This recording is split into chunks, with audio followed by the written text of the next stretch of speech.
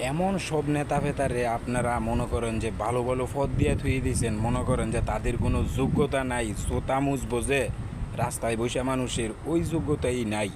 ঠিক আছে, সব মাদক ব্যাপারী, সব মাদক কারবারি, মাদকের গডফাদার, এইসব লোকে করে আপনারা মনে করেন যে আজ ভালো ভালো অবস্থানে ভালো ভালো পদ দিয়ে থুয়ে দিয়েছেন।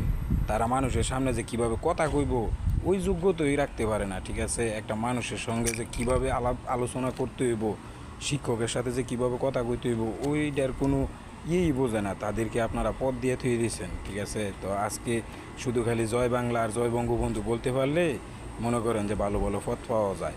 আর নতুন একটা অফিস খুললে বঙ্গবন্ধুর আর আপনার প্রধানমন্ত্রীর ছবি লাগায় খালি অফিসটা খুললে ঈদ, পূজা এবং মাসে মাসে সাদার টিয়া আইয়া পড়ে।